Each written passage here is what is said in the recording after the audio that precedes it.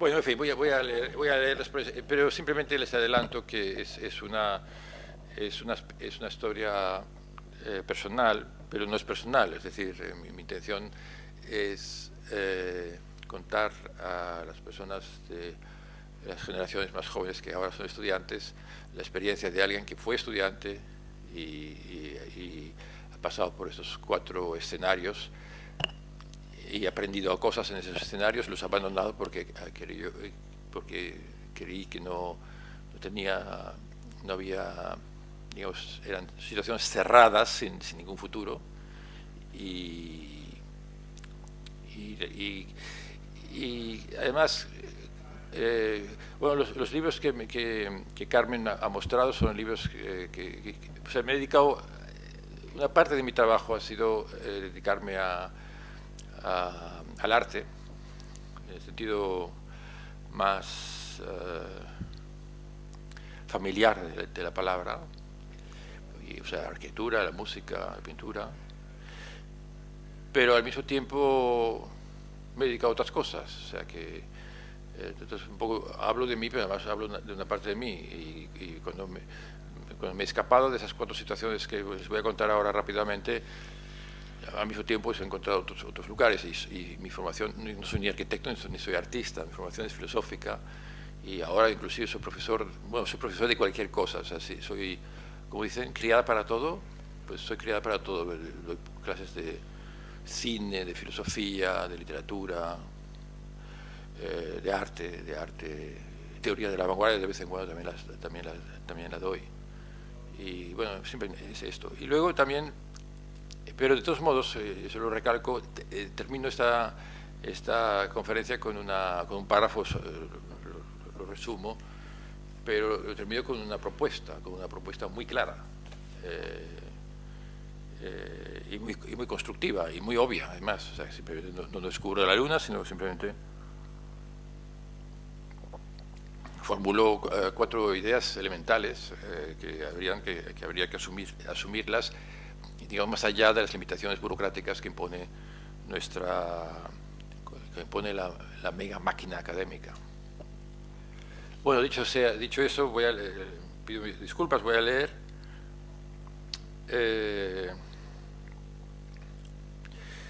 Y entonces voy a comentar. La verdad es que no me gusta leer. Voy a comentar. O sea, empiezo con 3 frases más o menos ridículas sobre 3 experiencias arquitectónicas. Todos tenemos alguna experiencia arquitectónica, es decir, hemos estado en algún lugar, en un espacio que nos ha impresionado, ¿no? Y yo creo que es importante resaltar este elemento individual, es decir, que todos hemos estado en una cripta, en cualquier cripta, una cripta neolítica, de la era del bronce, y es un espacio religioso, un espacio mitológico, que da miedo, o sea, que da angustia. O todos hemos estado en la catedral gótica, el gótico puro de alrededor de París, que es otra experiencia maravillosa de entrar te pasas la puerta y entras en un mundo que enseguida te transporta a otro mundo. No estás más en la ciudad, no estás más en Chartres, estás en una ciudad celestial. Entonces, y todo el mundo, o muchos de ustedes han visitado México y han estado en una pirámide. Y ante una pirámide se tiembla porque uno siente que la pirámide es el eje del mundo. Además, son pirámides dedicadas al sol o a la luna, entonces no cabe la menor duda de que es una experiencia metafísica inmediata, en fin, etcétera. Y lo pongo al principio porque yo creo que, bueno, me lo acaba de decir también un colega de ustedes antes de entrar en la clase, que el arquitecto nunca piensa en la arquitectura en el sentido, digamos, elemental, estético de la palabra. Y quiero recordar también, además, que lo que llamamos estético, o en fin, ya que ni siquiera se habla de estética hoy, hablar de experiencia estética yo creo que es un arcaísmo. Pero en fin, todos debemos suponer que todos ustedes han tenido alguna experiencia estética frente a una música, frente a un cuadro, y recordar que toda experiencia estética fue originalmente una experiencia religiosa. En fin. Bueno, en fin, pero todo eso, empiezo con eso para decir, eso no fue como yo entré en la arquitectura. Entré en la arquitectura por un rebote.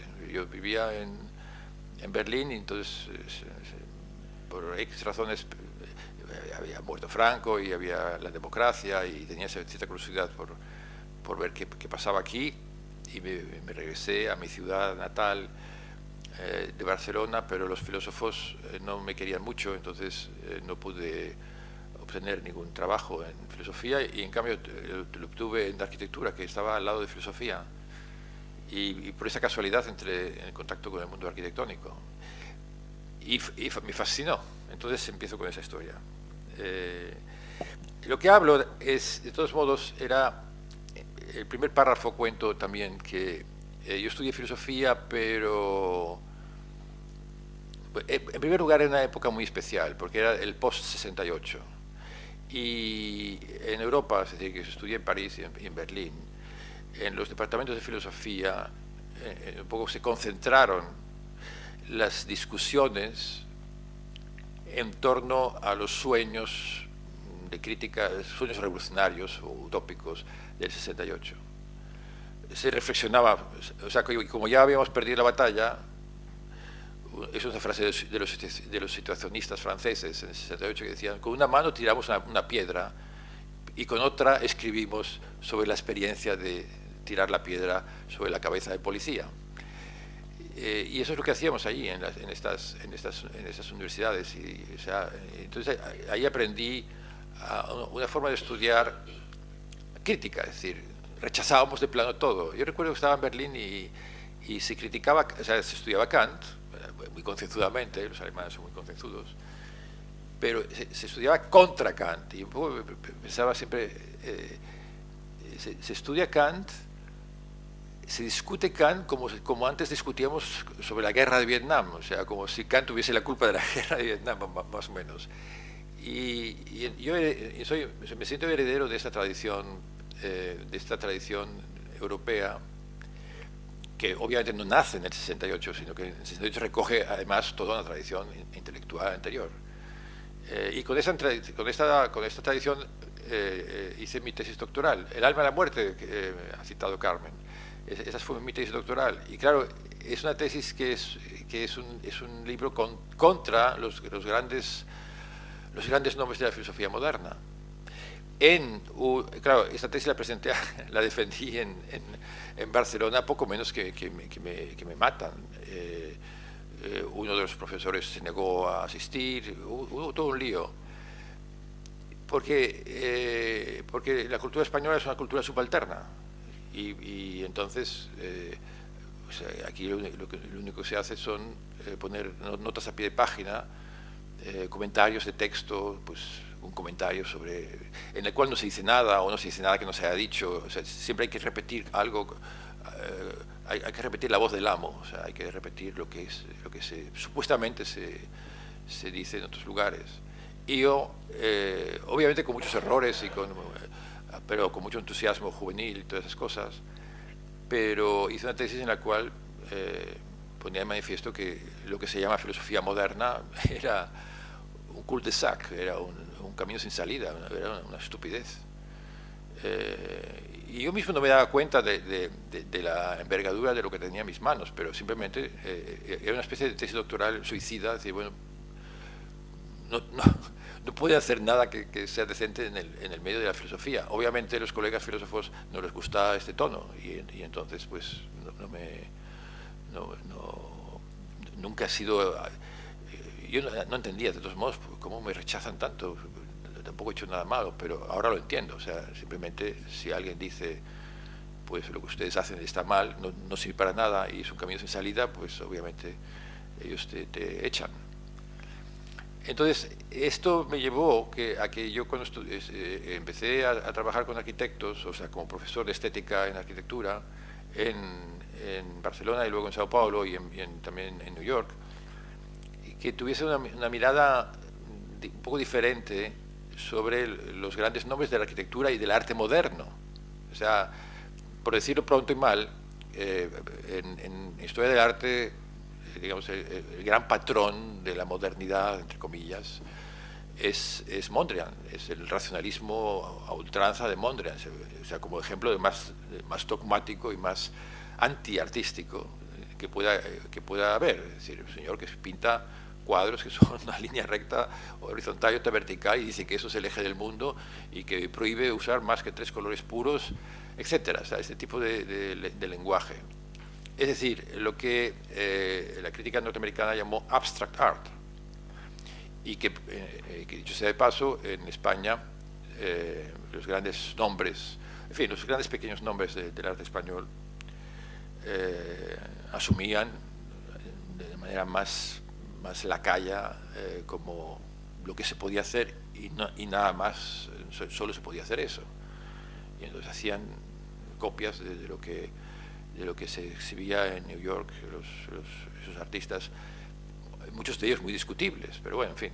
Entonces, y en la arquitectura, pues obviamente el santo es Le Corbusier, y Le Corbusier, y Le Corbusier, y no se podía salir de Le Corbusier. Entonces, claro, yo tenía otra formación, y muy germana. Entonces, aunque también Gaudí me llamaba, o sea, yo, digamos, soy una tercera parte catalán, o sea, medio catalán, y nací en Barcelona, y Gaudí sí, lo sigo apreciando, es un arquitecto genial, es un personaje, es inagotable realmente, y además es un hombre que incorpora muchas culturas en su, o sea, obviamente incorpora la cultura románica, la cultura gótica, incorpora las criptas, incorpora el lado misterioso del cristianismo, cosa que siempre es un respiro. No incorpora el lado dogmático, pero además incorpora en su arquitectura muchos elementos de la cultura o de las religiones hindúes. Y sin ir más lejos, la naturaleza. O sea, en la Sagrada Familia, en el centro del portal, hay un enorme árbol sagrado, que es un... En fin. Y el expresionismo alemán. Entonces, o sea el expresionismo alemán, yo...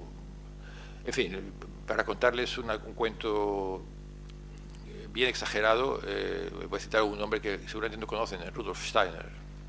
Yo conocí esa sociedad antroposófica y Rudolf Steiner en fin, era un personaje realmente muy curioso. Nadie habla de él. Era una especie de teósofo, era un metafísico, era un curandero, tenía poderes mágicos, era un filósofo también, era arquitecto.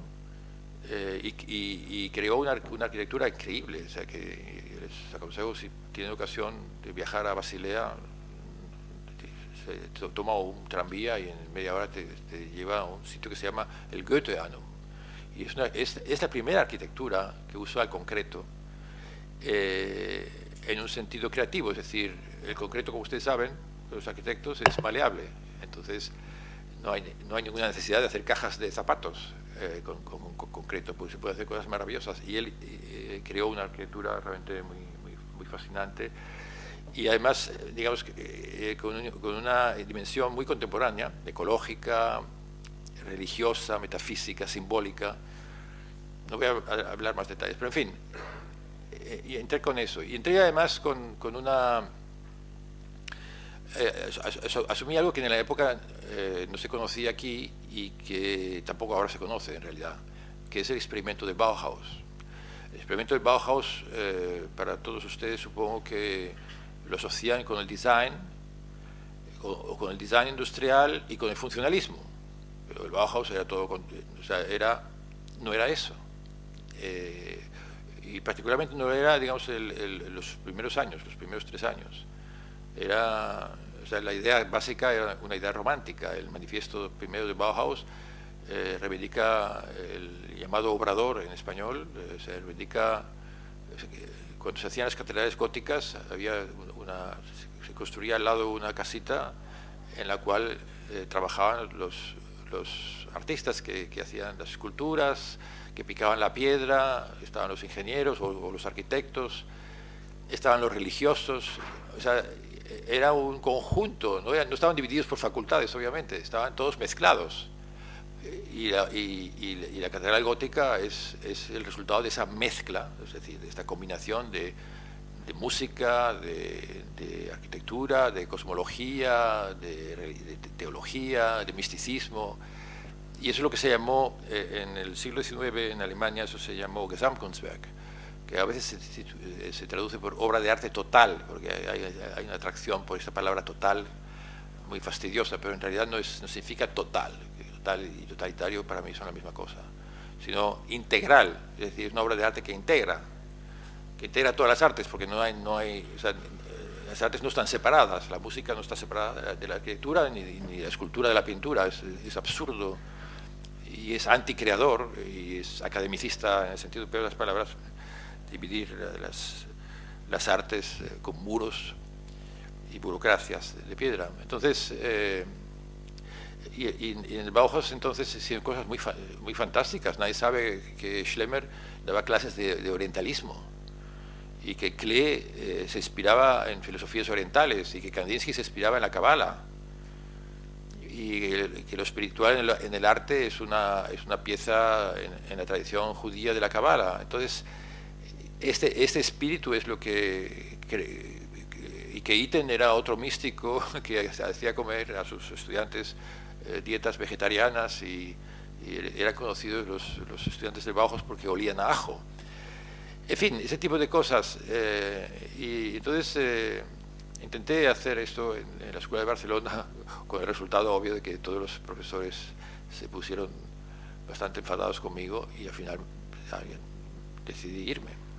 Y bueno, mi segunda experiencia fue entonces me fui a, es decir, que, no, mi tercera, es decir, que hablo de la primera porque fue Berlín, donde yo me formé realmente, o sea, donde aprendí realmente. La segunda, Barcelona, donde no aprendí, o sea, era una confrontación con una... Bueno, una cosa muy importante, yo creo que sí, para los jóvenes estudiantes, yo creo que les puede servir de algo, a lo mejor no, pero puede servir de algo. En Barcelona choqué con la dirección de la escuela, que era la nueva dirección democrática y prepotente en todos los sentidos de la palabra, muy prepotente, pero absolutamente ignorante. Entonces, yo no lo sabía, es decir, que tuve un encuentro tremendamente agresivo con el director de la escuela entonces, que además llegó a plantarse en mis clases porque a los estudiantes les gustaba alguien que trabajase realmente y además que tuviese una actitud experimental y crítica. Y entonces la consigna claro, el director era el hombre poderoso y en torno a él estaban los grandes nombres de la arquitectura catalana, e inventó un slogan que nunca olvidaré, y era el eslogan de que sobre la arquitectura solamente pueden hablar los arquitectos. Y obviamente nunca hablaron nada los arquitectos de aquella época, jamás lograban escribir una sola frase que tuviese sentido sobre la arquitectura, porque en realidad eran muy poco originales y eran malos arquitectos también. Entonces, bueno, esa fue la situación. Entonces me fui a New York. En New York, o sea, estoy hablando ahora de los años 80 finales de los 80, o sea, finales de los 80. Y en New York en ese momento celebraba con gran euforia y en primer lugar celebraba su victoria sobre la Unión Soviética y el final de la Guerra Fría, que era digamos, el triunfo del neoliberalismo rampante.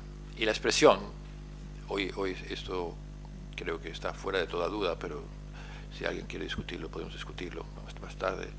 La expresión estética o esteticista de este neoliberalismo es lo que se llamaba postmodern.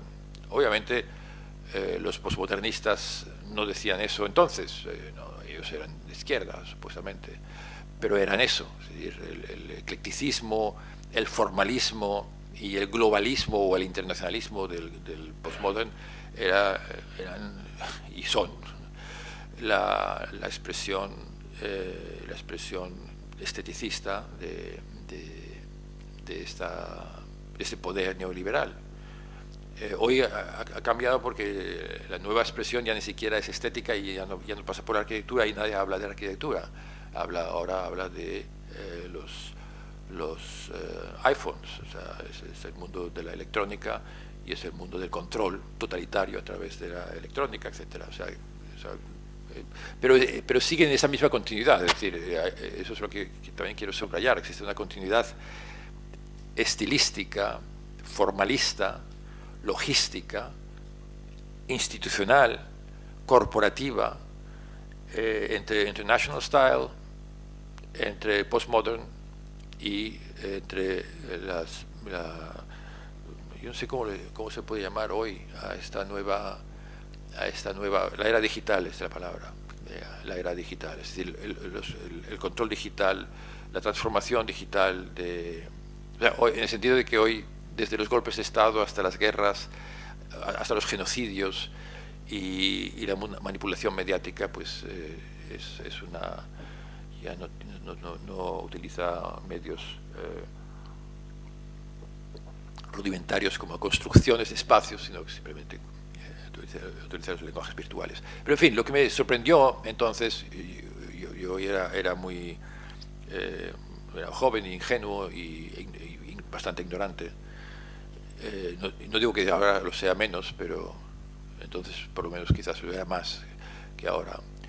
Pero me sorprendió la enorme banalidad, la enorme ligereza, el cinismo de los medios arquitectónicos vinculados y a veces liderados personalmente por los The New York Five, los 5 grandes arquitectos que dirigieron la batuta del postmodern norteamericano e internacional. Y entonces fue, por cierto, ahí fue donde escribí el libro que mencionaba Carmen, de Hugh Ferris, La transfiguración. Es un título romántico, La transfiguración de la noche, por cierto.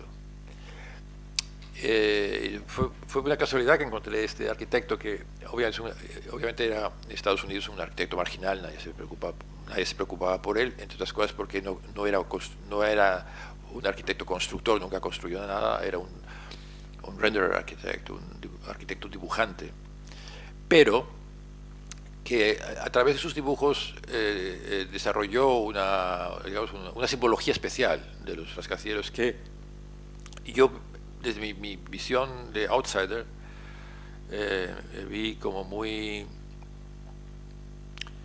O sea, sentí que era lo que el postmodern era lo que constituía internamente el postmodern, pero que ninguno de los postmodernistas era capaz de asumirlo por causa de que Hugh Ferris ponía de manifiesto muy claramente sus consecuencias antihumanistas y totalitarias.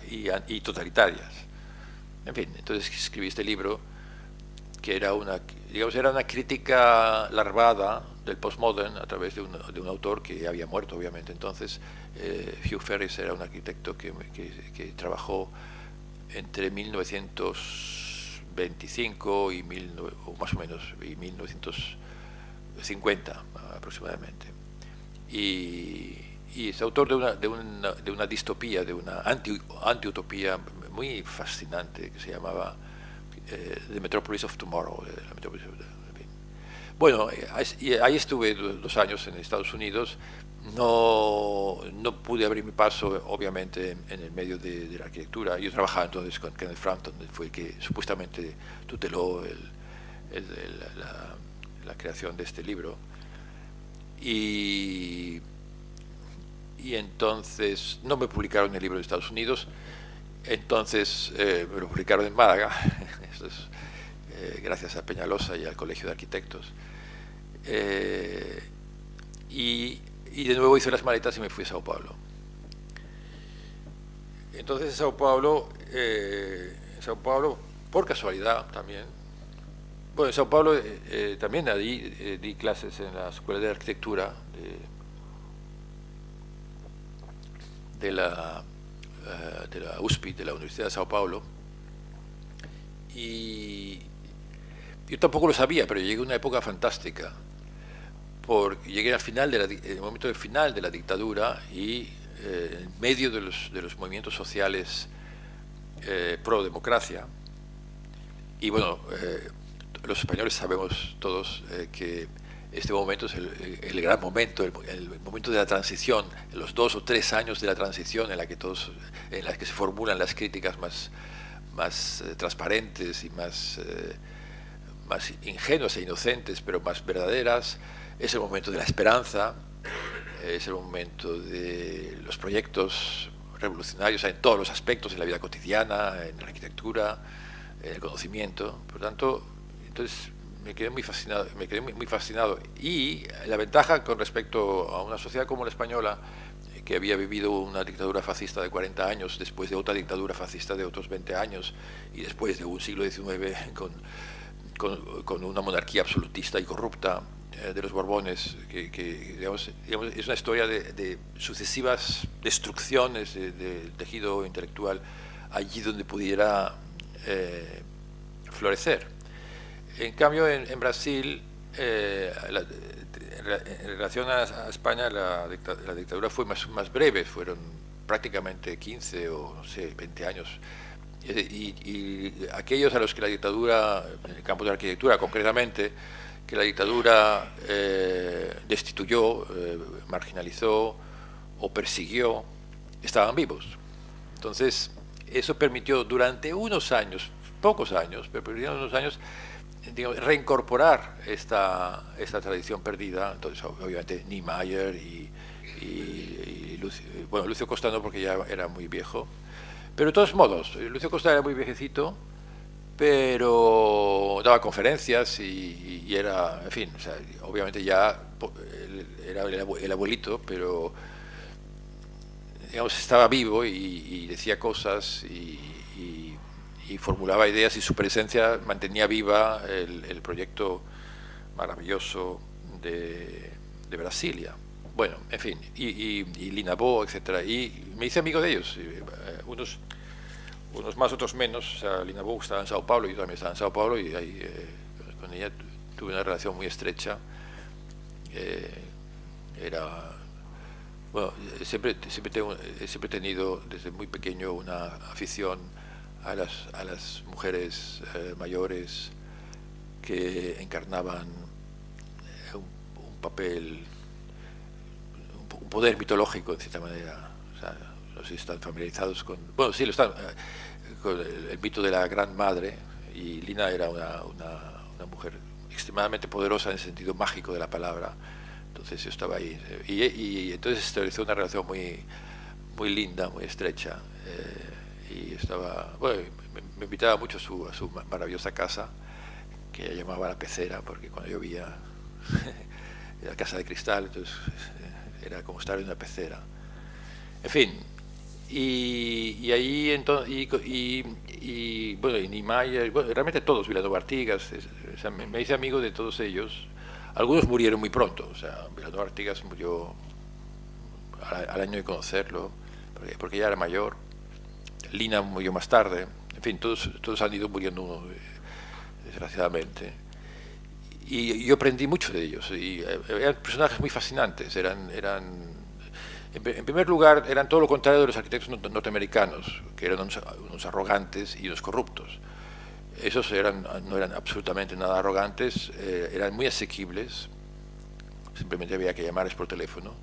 A veces te mandaban el chofer y te recogían, o sea que eran muy generosos también con su tiempo, quizás porque tenían poco poder político y entonces no tenían mucho que hacer.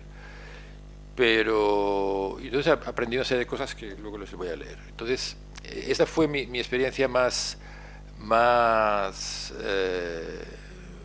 bonita, más alentadora. Y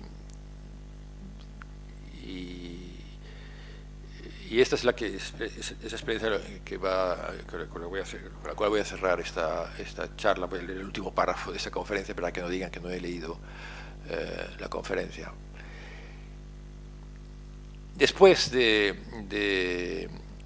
después de esta experiencia paulista ocurrieron, bueno, yo abandoné, fui abandonando poco a poco el territorio brasileño a medida que la política brasileña se iba decantando hacia el neoliberalismo, se iba americanizando, se iba corrompiendo también. La nueva generación de arquitectos e intelectuales me parecía una generación extremadamente oportunista, débil en todos los sentidos de la palabra, incomparablemente menos original y menos, no sé, menos soberana que la generación de los grandes 8 arquitectos. Y un poco casi ahí termina mi relación con Brasil y mi relación con la arquitectura también. Lo que les dije antes, les hablo de mi experiencia personal, pero no les hablo de mi yo grande, porque les hablo de un fracaso triple o cuádruple. Y solamente les voy a contar entonces mi último intento. Bueno, no es un último intento, porque todos modos, pues ayer con los amigos de Sevilla, acabé también liándome en lo que tal vez sea un incipiente proyecto de más guerra, porque creo que España debe asumirse a sí misma en sus aspectos buenos y malos. Sobre esto voy a hablar de luego un poco.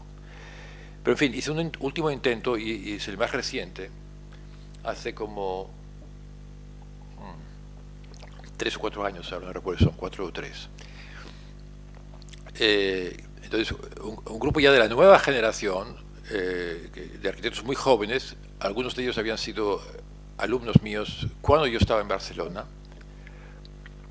decidieron crear una nueva escuela de arquitectura, una escuela privada, una escuela chiquita y privada, y que se llama Escola da Cidade, y es una institución, no sé ahora cómo está, pero era una institución muy simpática, en primer lugar porque era espontánea, o sea, un poco nacida de la nada, improvisada en cierta manera, con muy pocos medios, pero hecha con gran entusiasmo y con un grupo de estudiantes verdaderamente sorprendente. Entonces, bueno, de nuevo me inserté aunque seguía viviendo en Estados Unidos ahora, pero me inserté en varias conferencias y luego di un curso, y finalmente ahí entonces les hice una propuesta, y eso es lo último mi última propuesta que hice, y es una propuesta en la cual hice una propuesta de una exposición y que todo el mundo apoyaba, porque además era un proyecto fantástico. Se llamaba Los 8 arquitectos brasileños,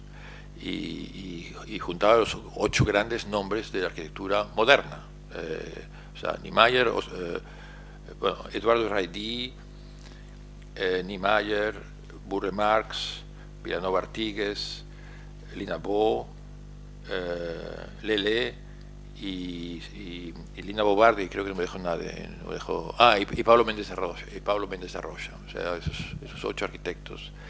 Pero la exposición, el centro, y además el centro también con una especie de gancho nacionalista, porque eran los 8 arquitectos brasileños. Esto era el centro de la exposición, con material fotográfico, pero la exposición era mucho más amplia en cuanto a su envergadura. En el hall, eso ustedes no deben conocerlo, pero en la cultura brasileña, en la cultura antigua brasileña, o mejor dicho, en las culturas antiguas todavía vivas, la civilización es creada por una anaconda. O sea, la anaconda es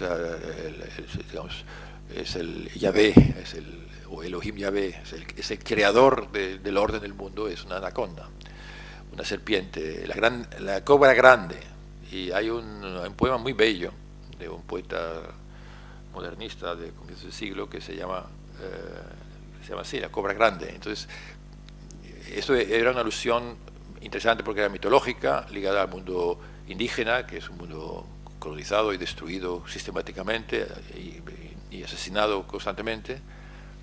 Entonces era colocarlo en el frente, y además es un símbolo que todo el mundo conoce, o sea, incluso, o sea, obviamente en los países católicos o cristianos la serpiente tiene muy mala fama porque vivimos bajo el yugo de un dios patriarcal, y lo primero que hizo el dios patriarcal fue cortar la cabeza de esa serpiente y transformarla en representante de la muerte, cuando era representante de la vida y representante del poder fructificante de la diosa Eva. Entonces, pero a pesar de todo, pues además ahora somos más globales y sabemos que hay otras maneras de concebir las serpientes en la India o en China, en las cuales las serpientes no son malas. Bueno, en fin, esto era el comienzo, y era también una alusión a los comienzos de la modernidad brasileña, que nadie conoce, y mucho menos en el mundo de la arquitectura. Y bueno, el proyecto de la exposición o sea, hacía una referencia a la antropofagia, y la antropofagia es un movimiento, yo no lo voy a llamar de vanguardias porque no tiene nada que ver con la vanguard norteamericana, son pioneros, que es otra cosa. Y eran realmente pioneros. Bueno, no voy a hablar de esa antropofagia ahora, pero simplemente había una parte que se dedicaba a Oswald Andrade, a Villalobos, a Tarsila, a esa gran pintora a la que tampoco nadie le hace caso, y es una gran pintora, y además es muy actual, Tarsila do Amaral, porque es una pintura también con una raigambre mitológica, con el tema del culto de la Gran Madre, la negra, un cuadro famoso que ella hizo, y además con una pintura con una dimensión cósmica y con una visión extremadamente dulce y romántica, voy a decirlo así, de la naturaleza. En fin, pero dedicamos entonces una última, y yo creo que esto fue lo que arruinó el proyecto. Dedicamos una última sala, y yo creo que el proyecto era fantástico. Digamos, lo hice con una amiga arquitecta que era la subdirectora de esa escuela de arquitectura. Y digamos una caja, o sea, una instalación. ¿Dónde está el artista? Sí, era una instalación muy simple. Eran 3 pantallas. En el cielo había, me acuerdo, una aurora boreal, y luego había 3 pantallas. Una pantalla, 2 pantallas grandes que estaban frente a frente, una representaba la selva y otra la ciudad, o sea, selva de piedra. Y eran las 24 horas, es decir, desde el nacimiento del sol hasta la puesta del sol, o sea, no eran 24 horas, entonces 12 horas. Entonces, bueno, todos ustedes saben que el nacimiento del sol en la selva es un espectáculo verdaderamente, o sea, increíble, ¿no? Porque es un momento que todo bulle y sale la luz y hay las nieblas. Es como un espectáculo de la creación del mundo. O sea, es como si el mundo es el mundo que vuelve a nacer. Entonces era un poco la visión del nacimiento del mundo, pero al caer la noche entonces evolucionaba en el sentido histórico, es decir, la selva hoy ya no existe más, y acababa con los espectáculos de las queimadas y de los genocidios en la selva. Y paralelamente en la pared de enfrente, la bellísima ciudad, quizás la ciudad más bella del mundo, que es Río de Janeiro. Y lo mismo, la salida del sol en Río de Janeiro es también un espectáculo absolutamente mágico, que todo el mundo, bueno, ha estado pues por lo menos una vez en la playa viendo el sol, etc. Y al mismo tiempo, pues, al caer la noche, pues íbamos a mostrar los paisajes de la guerra instalada en las favelas, y de los asesinatos y de los disparos, y en fin, ese tipo de cosas. Y en la pared de enfrente, esto debía ser en el 2005 o 2006, no me acuerdo, pero en fin, era el momento duro de la guerra de Irak, de la guerra de Afganistán y de otras guerras. Entonces íbamos a mostrar los paisajes políticos de la corrupción global y los paisajes político-militares de la destrucción y del genocidio global. Y en el suelo hay un escultor, brasileño que se llama Krachberg, de origen polaco en realidad. Y Krachberg es un sobreviviente del genocidio nazi. En fin, él era un niño cuando se fue de Polonia. Y en Brasil fue progresivamente, bueno, lo que ocurrió con muchos exiliados europeos en esta época, y supongo que en todas las épocas, ¿no? En todas las épocas, y es que cuando llegaban a Brasil, entonces Brasil en el 45 era un país todavía maravilloso, quedaban prendados por la belleza de los seres humanos, por la belleza de la naturaleza, por la exuberancia de la naturaleza, en fin. Y entonces él era joven y entonces, bueno, supongo que había estudiado arte, y entonces poco a poco fue entrando en el mundo misterioso de la naturaleza y de la creación de la naturaleza. Pero poco a poco también esa naturaleza iba siendo destruida. Yo no sé si debe estar muriendo porque era muy viejo, y yo hablé con él y quería verlo, pero ya no vi que no tenía sentido verlo ahora recientemente, una de las últimas veces que he ido a Brasil. Y él ha dedicado los últimos años de su obra a testimoniar ambas cosas, la belleza y la destrucción de la selva amazónica. Y una de las últimas cosas que él producía era una cosa muy simple, tomaba troncos sobrevivientes de las queimadas y los colocaba en fin, los retocaba un poco y los colocaba como muestra de la barbarie contemporánea en las salas de exposiciones. Y íbamos a colocar esos troncos en la sala. Y luego había una última sala, que esta la dejé abierta porque pensé, bueno, ese es un lugar donde ustedes, arquitectos brasileños, deben de hacer formulen una utopía, o sea, decir, formulen una arquitectura capaz de hacer frente a la situación política, social, es decir, la fragmentación social generada por el neoliberalismo, con la miseria galopante de grandes masas humanas en toda América Latina y en Brasil en particular, el problema de la destrucción final de la naturaleza sagrada virgen en América Latina, la defensa urbanística frente a la barbarie del crecimiento salvaje de las megalópolis. Piensen, tienen aquí un espacio libre, no están supeditados ahora aquí a los criterios y a las normas impuestas por las multinacionales a la hora de hacer planes de vivienda en zonas degradadas por las favelas. Formulen aquí una arquitectura que no sea ni una arquitectura de la miseria, ni tampoco sea una arquitectura del poder. Y bueno, ahí esta parte quedó vacía, y el proyecto fue apoyado por algunas personas, directores de museos, o sea, 3 instituciones lo apoyaron, pero la persona que lo financiaba, había una persona que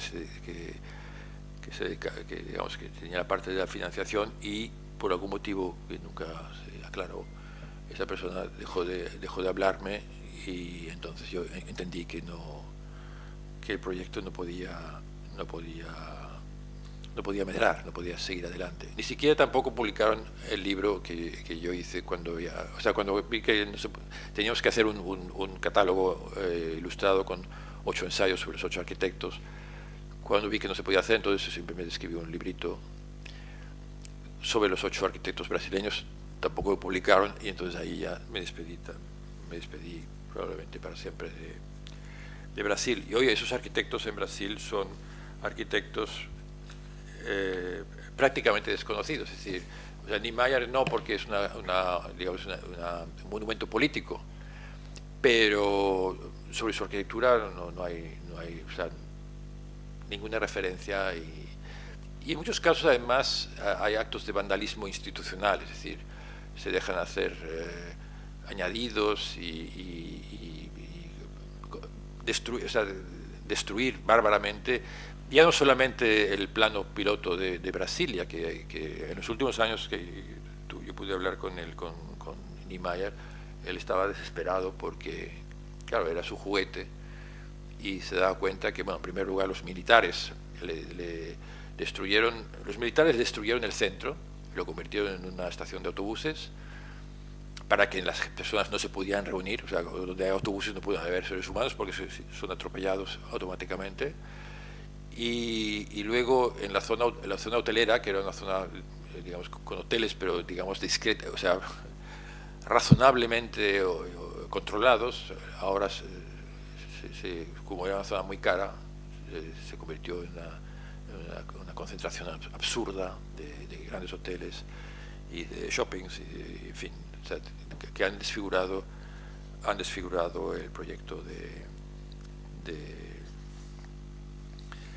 Niemeyer. Pero los demás, de Lina Bo Bardi no se puede ni hablar.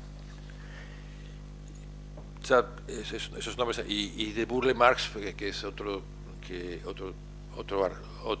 bueno, de Lucio Costa. O sea, más de una vez he oído decir en voz alta, en público, a arquitectos: ustedes tienen que olvidar el prejuicio de la supercuadra, una frase absolutamente imbécil, y críticas absolutamente ridículas a este proyecto de supercuadra, en lugar de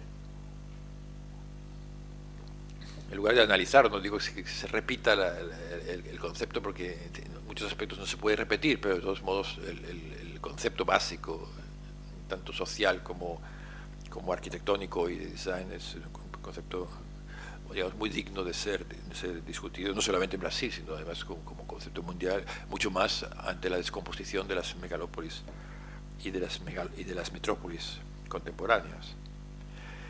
Y Burle Marx lo mismo. O sea, Burle Marx o sea, hay bastantes libros escritos sobre él. Es decir, la gran diferencia es que se ha escrito mucho, bueno, en inglés se ha escrito mucho sobre Burle Marx. Además, claro, la cultura inglesa la cultura anglosajona siempre ha tenido una pasión por los jardines, al contrario de las culturas. O también, bueno, iba a decir, la cultura española no la ha tenido porque el jardín estaba asociado con la cultura islámica, y la cultura islámica para un católico es una cultura, por definición, enemiga. Por tanto, no se puede hablar de jardines porque son islámicos, y la naturaleza desde el punto de vista cristiano es el demonio. Pero la recepción que se hace desde la perspectiva anglosajona de la jardinería es una recepción formalista, es decir, se aprecia mucho el concepto muy amplio de paisajismo y de jardinería de Burle Marx, porque asocia la botánica y los colores de las plantas y sus ritmos a lo largo del año con los insectos y con los ruidos de insectos y con las aguas y con el paisaje, etcétera, etcétera. Pero se olvidan del aspecto central de Burle Marx, que era un hombre preocupado con un compromiso social, por la importancia terapéutica y la importancia ética de mantener un contacto del habitante de las grandes megalópolis con la naturaleza. Bueno, ustedes saben, todo el mundo sabe que millones en las megalópolis no saben lo que es un pajarito, porque viven hacinados o sea, prisioneros en el concreto, son prisioneros del concreto. Entonces, él era muy consciente de esa situación, y precisamente bajo esta perspectiva diseñaba su concepto de jardín. Obviamente él hacía también jardines para el placer de los millonarios que le pagaban, pero los grandes proyectos de jardinería para Río de Janeiro eran proyectos públicos, y ostensiblemente poseían esta dimensión social, y la mantienen. Entonces, estas dimensiones, digamos, más políticas, obviamente, pues de esos no se hablaba. Entonces, yo les voy a acabar con este último párrafo. Les voy a leer este último párrafo, en la que frente al panorama de vulgaridad y repetición del mundo contemporáneo en la arquitectura. Deseo recordar brevemente y a título de conclusión lo que aprendí a lo largo de mis años en Brasil. Está formulado telegramáticamente. Niemeyer, una arquitectura expresiva y expresionista vinculada a la sensualidad femenina, al paisaje y a las tradiciones de construcción indígena. O sea, bueno, ayer mismo me pidieron un libraco escrito por arquitectos de Sevilla y había, solo vi el título, no sé lo que hay dentro, pero vi un título de un ensayo que era Brasil o Brasilia, la arquitectura brasileña, la influencia de la arquitectura europea sobre Brasil, Le Corbusier.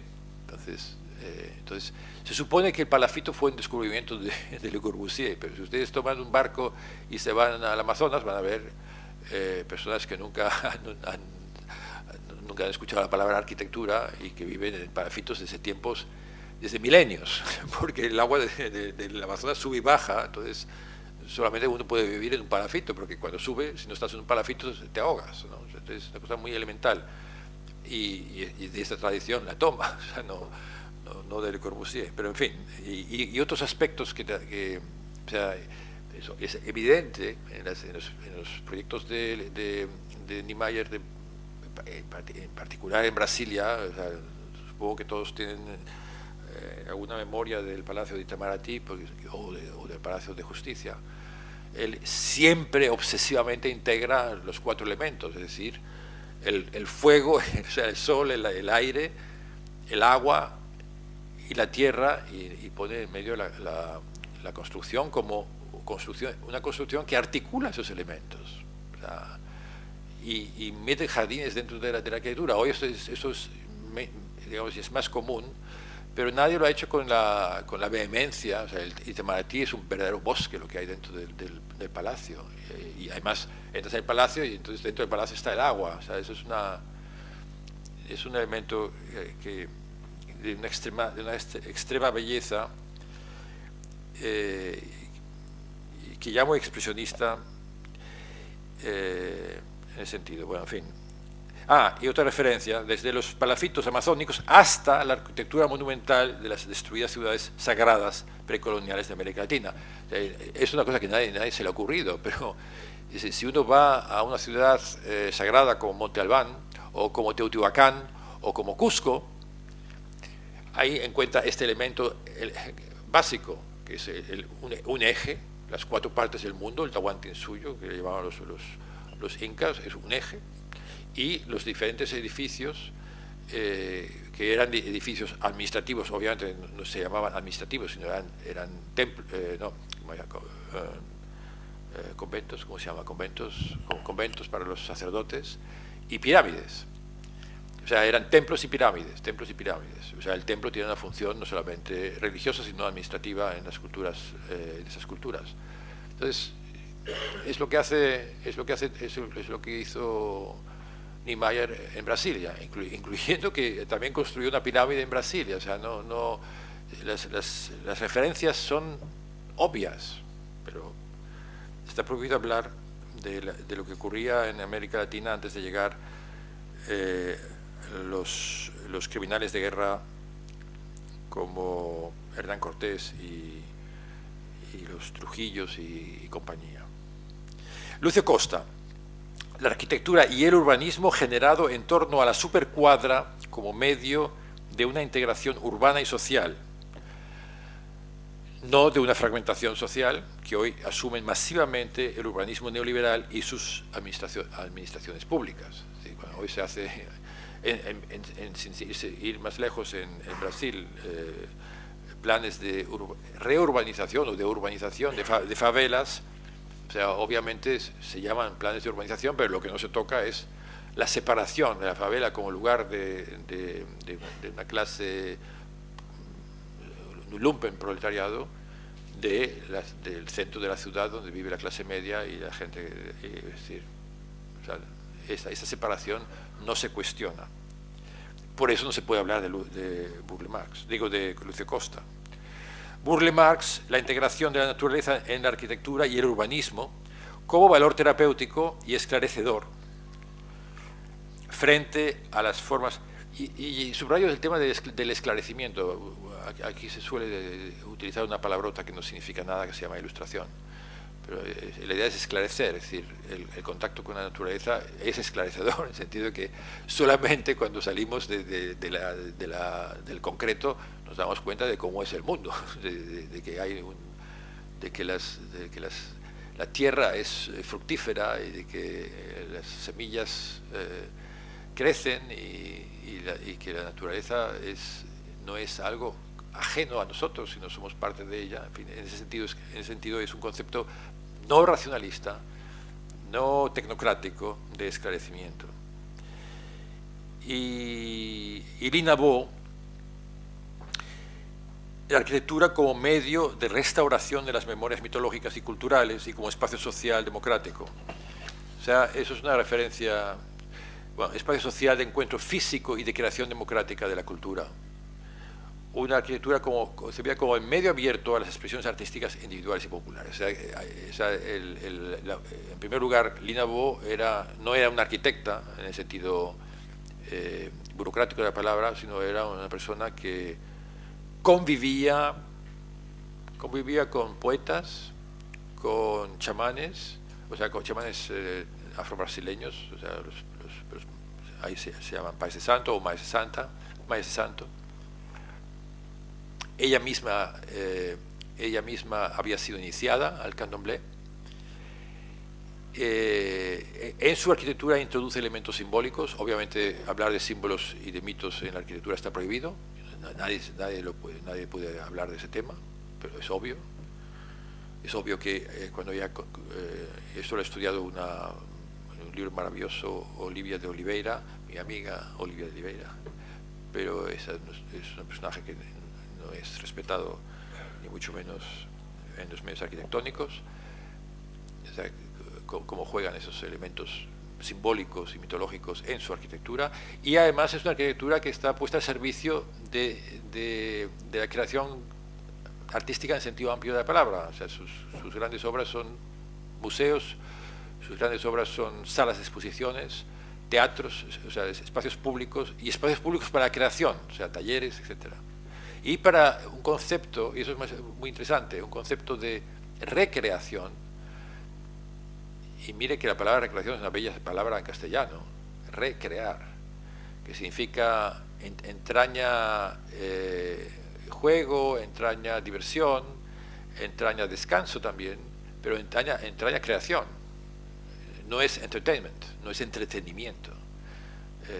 Y obviamente es un concepto arquitectónico, político y cultural claramente opuesto a nuestras construcciones de centros culturales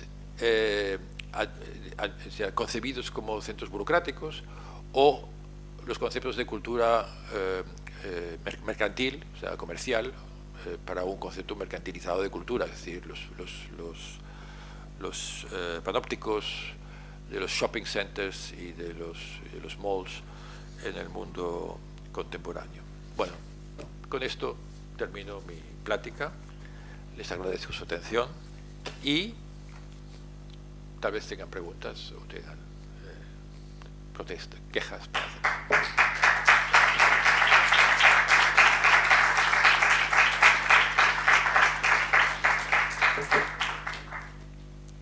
Sí, pero fue, sí. Es decir, que sí, no la ignoraron, pero la reconvirtieron. Es decir, la Bienal transformó la antropofagia en una parodia posmoderna. O sea, la antropofagia o sea, la consigna de la antropofagia era una consigna anticolonial. La consigna de Oswald de Andrade, es decir, decían que los indios se comían a sí mismos y por tanto tenían que ser convertidos por la cruz. Es decir, no, nosotros nos comemos. Además, comer significa en brasileño, es una palabra supuestamente vulgar para decir hacer el amor. Tiene esa connotación sexual, tiene connotación alimentaria y ellos le dieron una connotación, además de sexual y alimentaria, una connotación artística. Era una forma, digamos, una metáfora expresionista para hablar de crear, una creación propia. El grupo de los intelectuales neoliberales de Sao Paulo que organizó esta exposición, entonces un poco tradujeron esta utopía en vale todo y tráganselo todo, la mierda incluida, o sea, ¿qué es lo que hicieron? Es decir, la metáfora del consumo posmoderno. Entonces, y nadie discutió eso, además. Es decir, que, o sea, no, o sea, los conocía, los conozco perfectamente y ellos me conocen perfectamente a mí, pero no, o sea,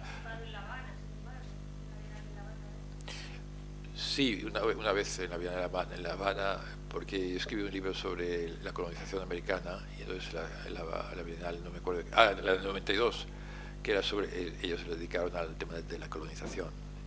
Y entonces, como era el único español que había chingado a los socialistas con el libro sobre la conquista, entonces me hicieron héroe, pero fue horrible, fue una experiencia horrible, porque eso era burocracia siniestra.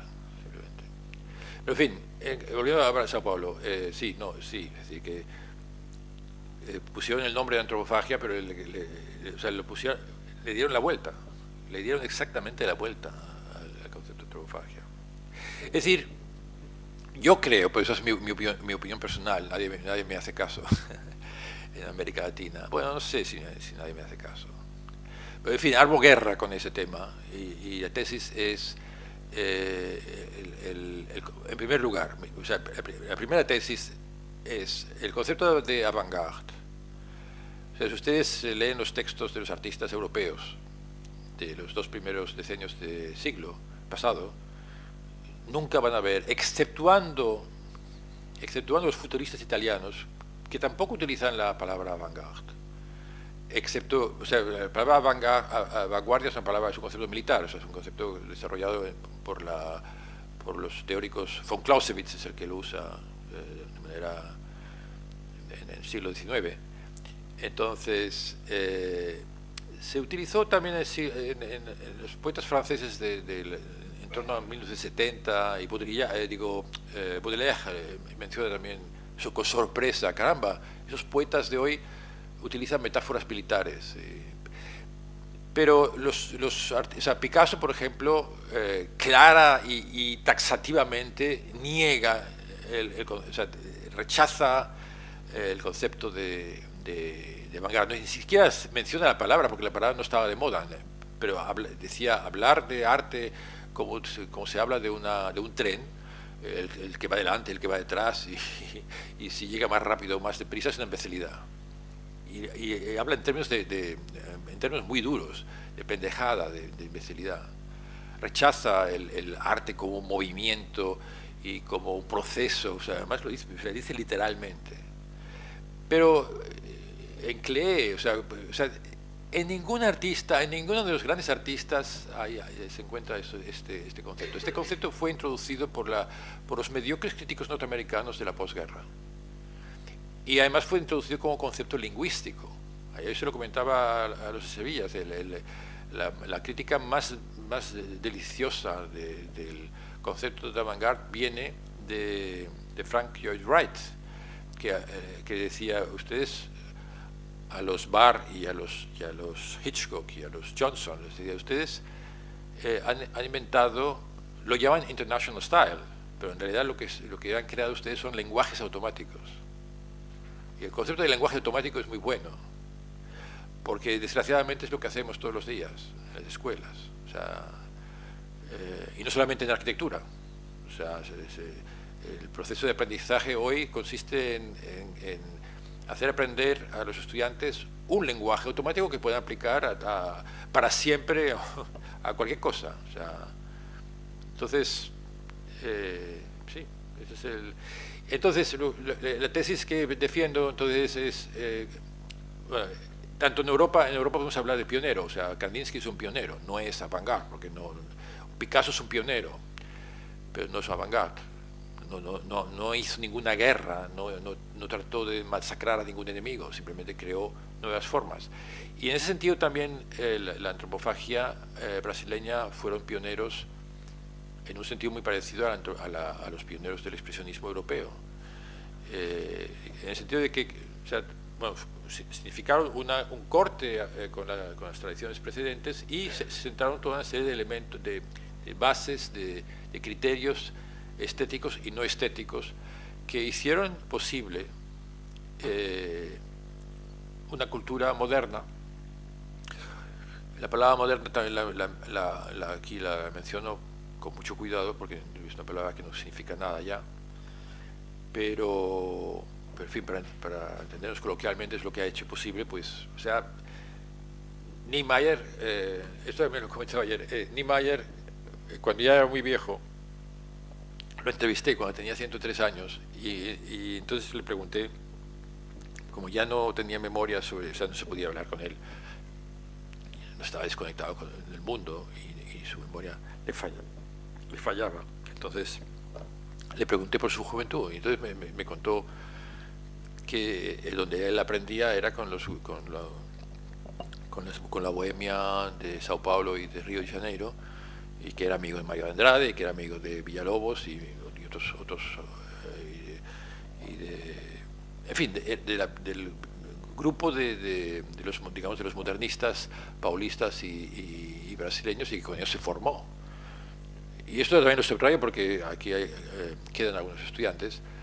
Es decir, donde realmente uno se forma no es encerrándose en un cubículo con arquitectos o con pintores y no ver el resto del mundo, sino justamente a través de esa comunicación transversal con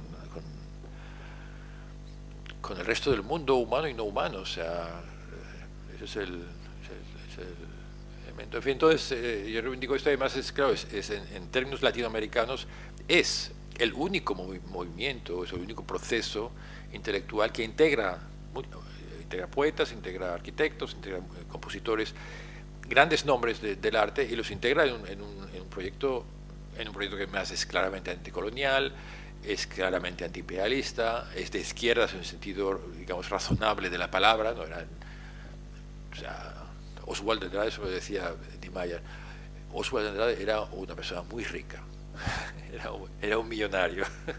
Bueno, es decir, que era un comunista, pero era, digamos, era un comunista razonable, no era un terrorista, ¿no? Es decir, así como hoy se pretende que eran. Esto es, en fin. Pero esta dimensión no es la que va a misa, no es la que va a las bienales, que obviamente las bienales están manipuladas por aquellos que las pagan, o sea, y las pagan los bancos, ¿no? Hablando de Montaigne, hay un bellísimo ensayo de Montaigne en el que habla de la antropofagia. Cuando antropofagia era como, se hablaba de antropófagos como ahora se habla de terroristas. Ahora siempre la propaganda dice, antes de dormir vigile que debajo de su cama no haya un terrorista, ¿no? Y en Estados Unidos es constante, en el metro, en el tren, en la calle, en el banco, en todas partes te dicen, si usted ve a alguien sospechoso, avise enseguida a la policía, porque es un terrorista. Entonces, la manera de legitimar el genocidio americano, ustedes saben que el llamado descubrimiento de América significó un genocidio de millones, no se sabe si son 10 o 100, o sea, los cálculos son diferentes. Y esto había que justificarlo de alguna manera, porque la idea de que eran prisioneros del diablo y que había que hacerles bautizar y que eso no era suficientemente convincente, mucho menos además en una época en que Europa estaba dividida en guerras que se llamaban de religión, entre protestantes y católicos. Entonces dijeron, no, es que son personas que se comen entre sí, comen humanos, son unos animales, hay que matarlos. O sea, Entonces Montaigne escribió ese artículo en la que dice, paren, aquí hay gente que también se dedica a comer la sangre humana, a chupar la sangre y a matar. Se llaman banqueros, o sea, los pone un poco, pone en manifiesto la otra parte de esta, digamos, esta propaganda. No se llamaba entonces propaganda, pero era propaganda. Bueno, se llamaba propaganda también. Propaganda viene de la Iglesia, propaganda fide. Entonces, ese es el, digamos, el trasfondo colonial. Que se practicaba el canibalismo, o sea, lo que los europeos llamaron canibalismo, es decir, que eventualmente se comía carne humana ritualmente. Eso es posible, pero en ningún caso se trata de las representaciones de orgías en las que comían la pierna, como, o sea, esa cosa es absolutamente ridícula. Entonces lo que hicieron esos muchachos jóvenes, impetuosos, brasileños, era darle la vuelta a la tortilla, lo que hizo Montaigne, y hacerlo de manera mucho más cruda. Entonces decir, no, nosotros somos antropófagos. Obviamente no se comía a nadie, pero significaba darle la vuelta. Y hay un manifiesto que se llama Manifiesto Antropófago, lo puede encontrar en internet, debe estar inclusive traducido, por lo menos está traducido en inglés, no sé si al castellano. Y entonces ahí dice cosas como nunca fuimos catequizados, lo que nos molestaba era la ropa, el impermeable que separa el mundo exterior del mundo interior. Entonces, un poco relativizando los prejuicios racistas que todavía tenemos vis-à-vis a los habitantes originales y no originales de América Latina, y invirtiéndolo y entonces transformándolo en una bandera, es decir, nosotros somos antropófagos, entonces ahí le da una nueva dimensión. Somos antropófagos porque y eso digamos, está apoyado por la antropología. Una de las funciones rituales de la antropofagia era apoderarse de las fuerzas espirituales de la persona que comías. Entonces, ese era un poco el programa estético de los antropófagos. Vamos a utilizar lo que podemos aprender del mundo occidental, pero lo vamos a regurgitar, lo vamos a comer, lo vamos a mascar, lo vamos a digerir y lo vamos a transformar en una realidad propia.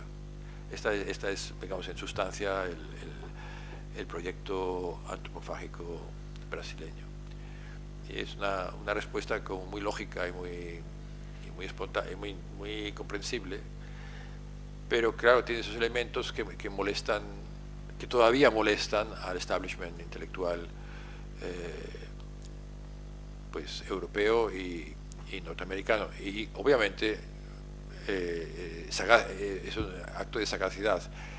Al mismo tiempo, ellos eran conscientes de que el mundo occidental jugueteaba con la antropofagia porque hay un elemento exótico, y entonces los surrealistas concretamente editaron una revista que se llamaba Epicabia, y no me acuerdo qué más, se llamaba Le Cannibal, el caníbal, que es otro sinónimo de el sinónimo caribe para antropófago.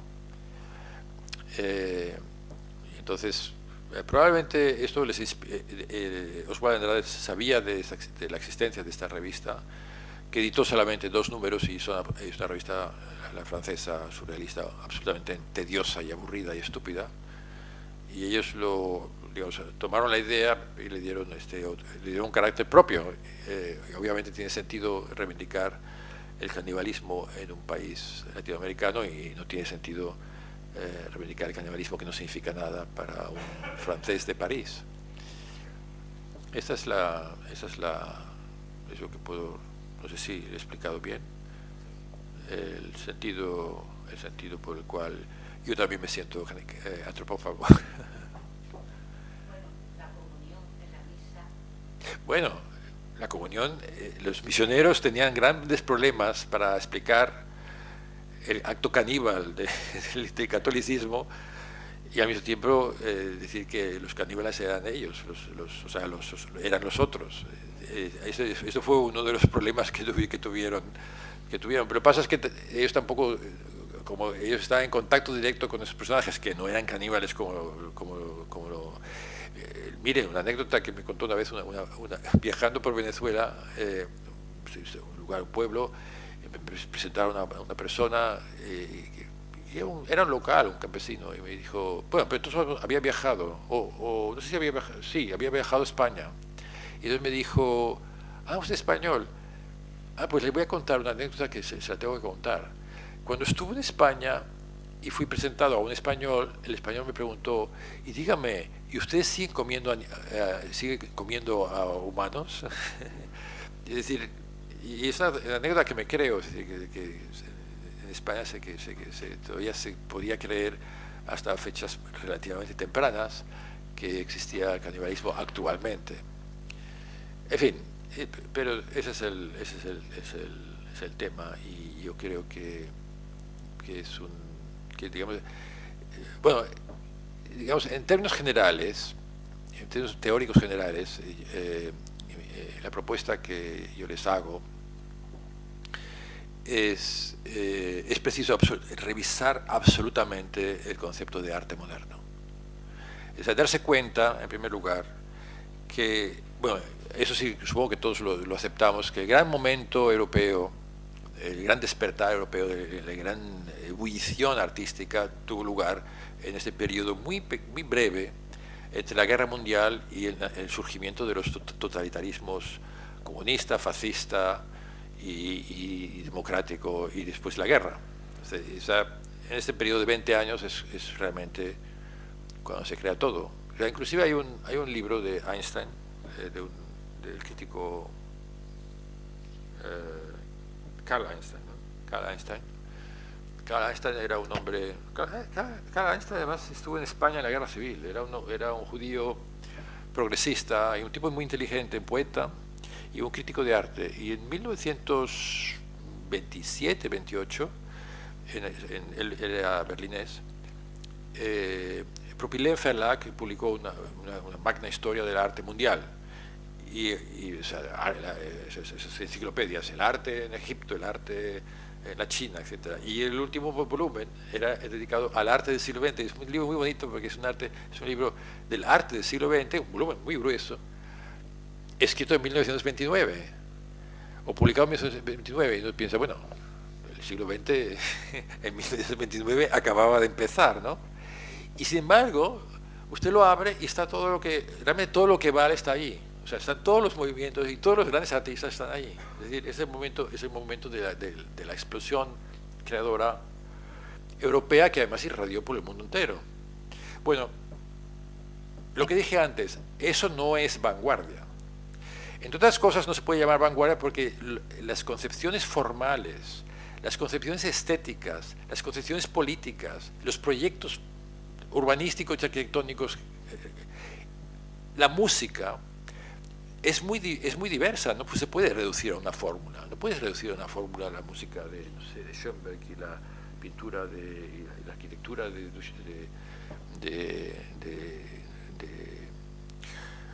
o Duchamp y Schoenberg. No se puede reducir a una fórmula. Es absolutamente ridículo pensar que se puede empaquetar esto y hacerlo seriamente. ¿Quién hizo eso? Eso fue una invención americana. Los americanos tienen una gran virtud, son grandes pedagogos. Y todo gran pedagogo, en términos de masas, sabe que una de las condiciones para que una idea sea agarrada es simplificar. Si ustedes leen el catálogo de la exposición que organizó Barr en 1936 o 37, ahora no me acuerdo si es 36 o 37, pero en fin, no importa. 36 o 37, él hizo una exposición que se llamaba Cubism and Abstract Art.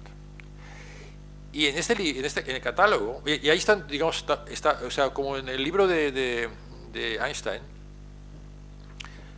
es una obra temprana y ahí están todos los artistas, están los mismos artistas y están todos los artistas modernos.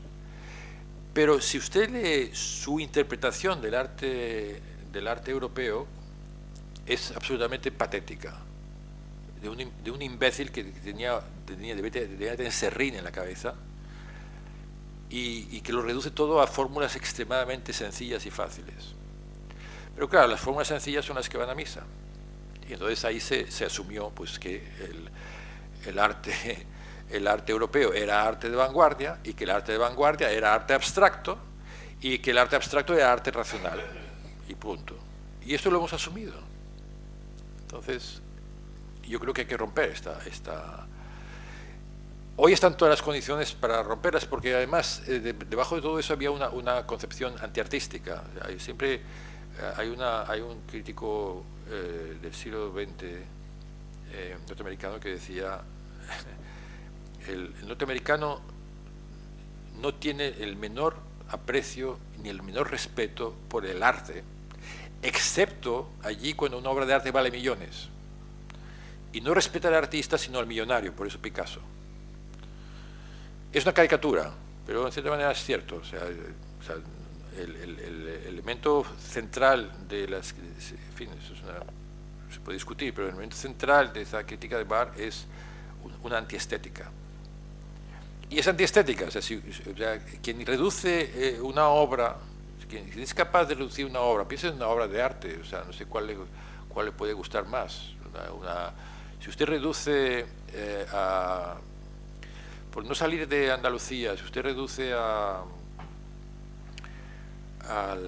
poeta Juan Ramón Jiménez a un lenguaje, se le está quitando el 90% de lo que es su vida poética. O sea, le está quitando sus elementos místicos, le está quitando sus elementos personales, sus vivencias personales, sus relaciones con el mundo popular andaluz. O sea, le está robando todo, lo está convirtiendo en una fórmula. Entonces, de esta manera es una manera de supuestamente,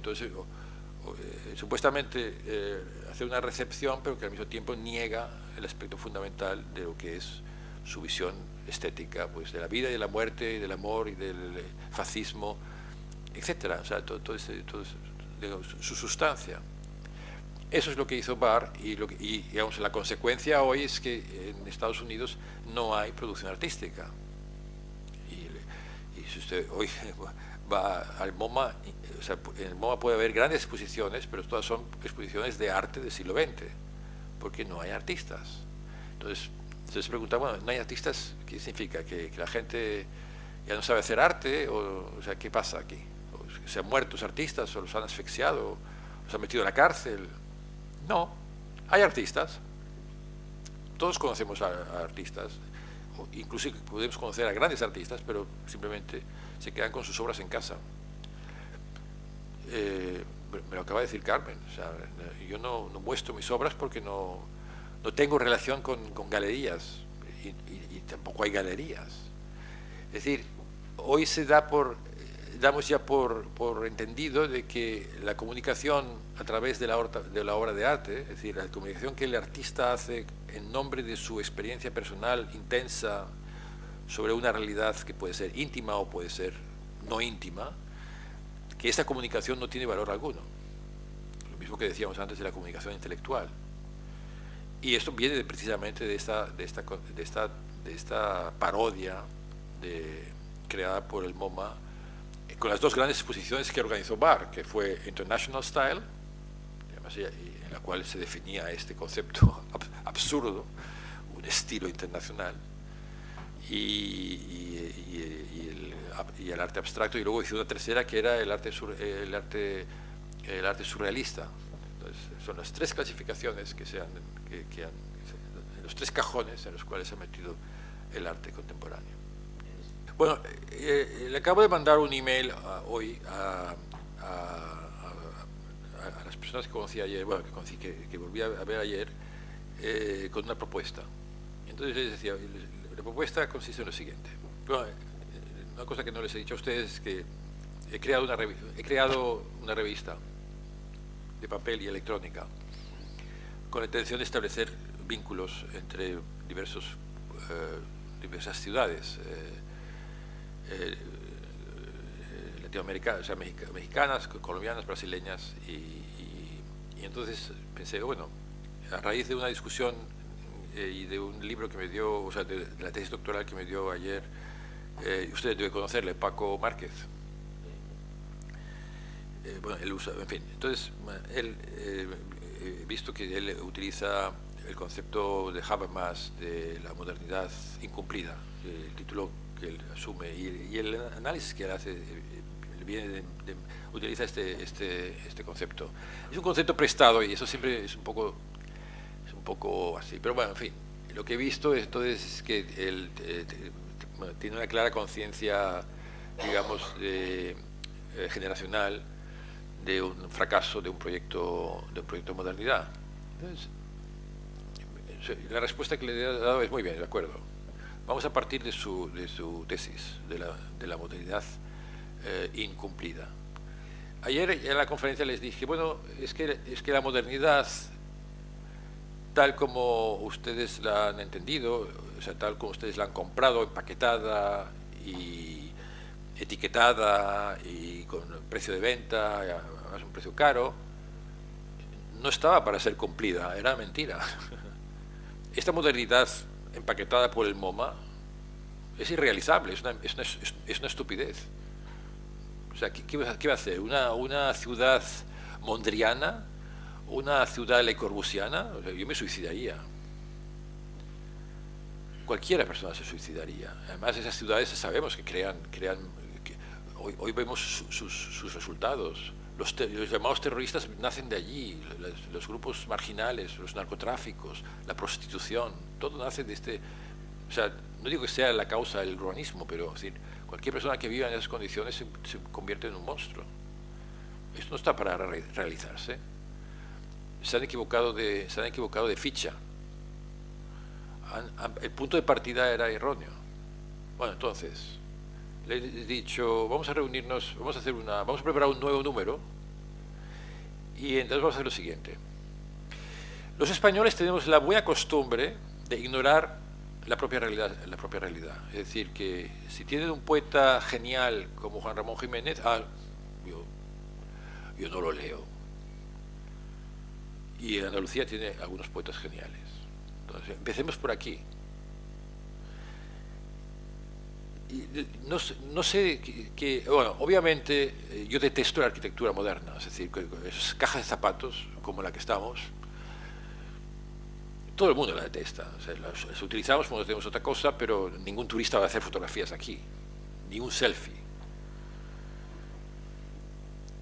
En cambio, nos encanta comer en un hotel del siglo XIX o la arquitectura, o sea, pasear ayer pasé por las calles de la arquitectura llamada historicista de Sevilla y es un placer, es bellísima, o sea, los ojos no se deleitan en las filigranas, en las flores, en los adornos, en los ritmos de las curvas, etc. Entonces, bueno, debe haber algún arquitecto, como en Cataluña hay los arquitectos modernistas, y Gaudí es el número uno, pero hay otros.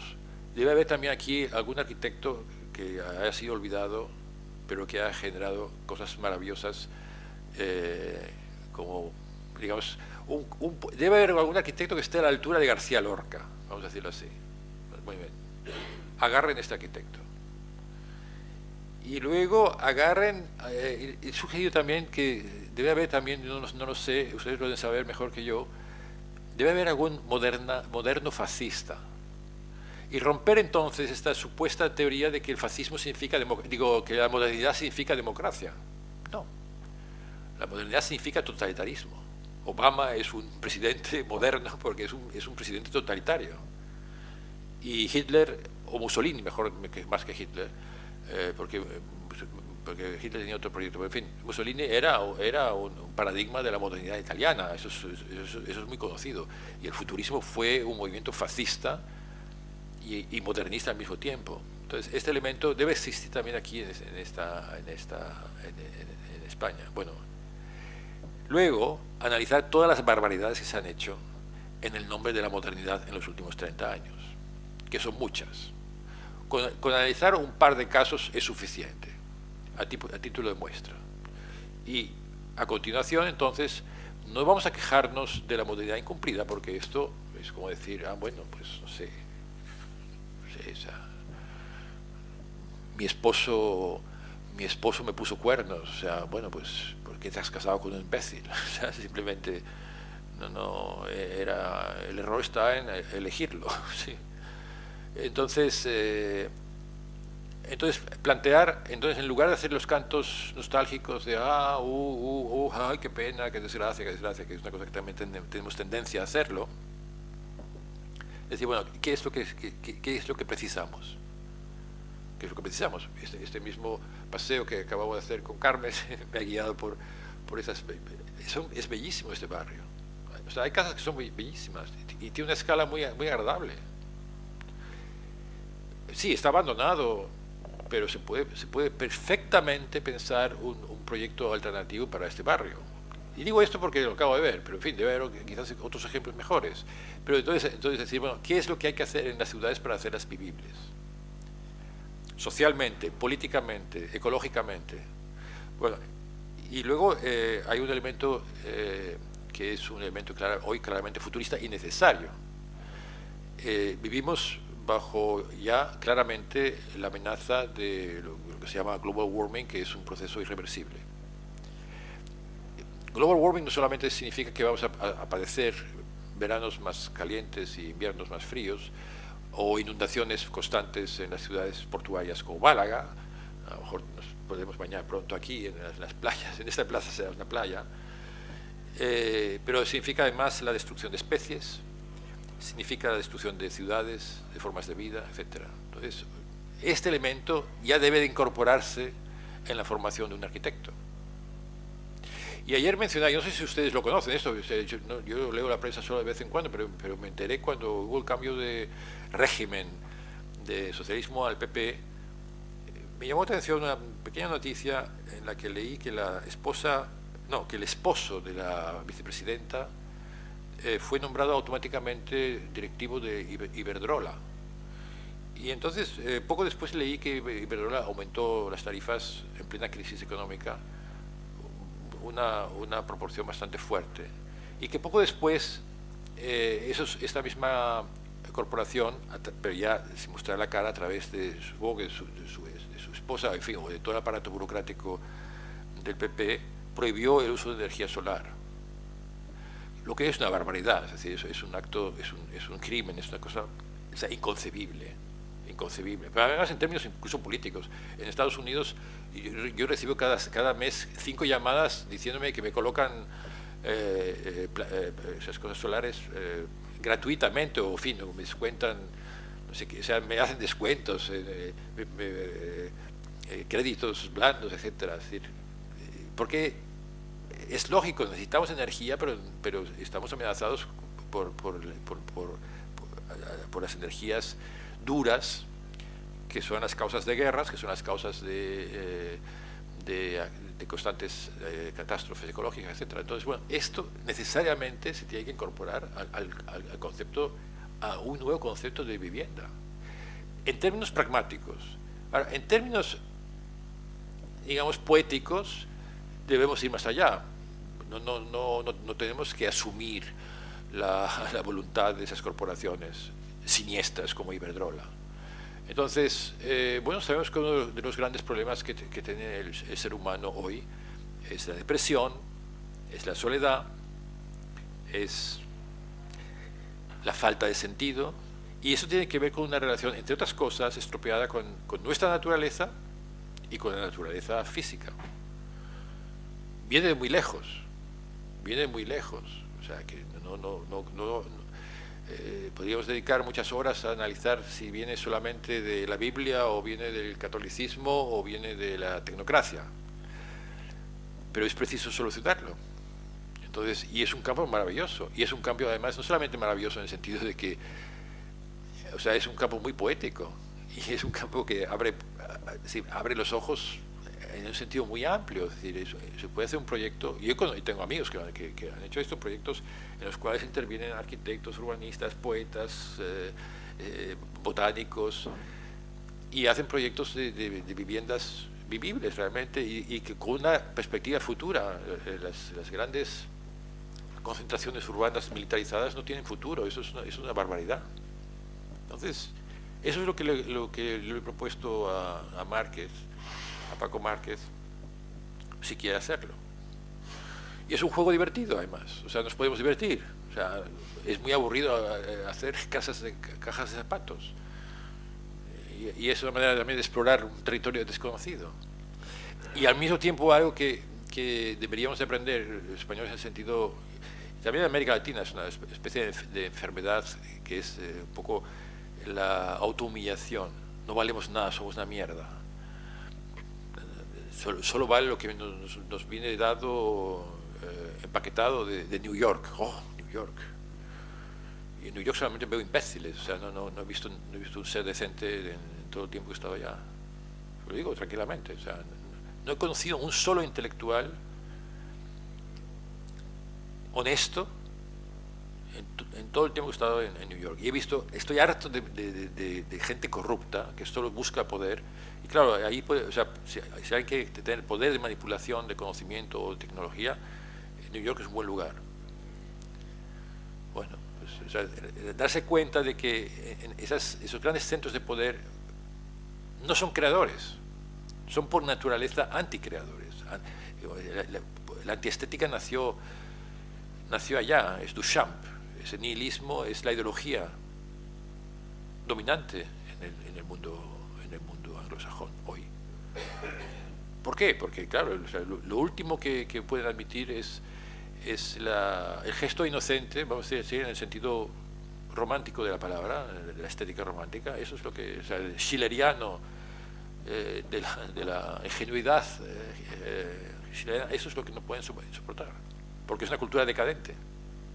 Y es una cultura decadente porque todo su poder nace de elementos negativos, nace de la industria de la militar, nace de la destrucción, o sea, es obvio que todos los intereses económicos van a favor de la destrucción, porque si usted tiene una compañía de seguros, la destrucción le va a dar grandes beneficios. Un huracán, pues, debe de frotar las manos. Entonces, yo creo que, bueno, esa es la propuesta que le voy a hacer. Si sigue adelante, pues ya les contactaré a través de Carmen o de Ana y se puede hacer una juerga, una fiesta.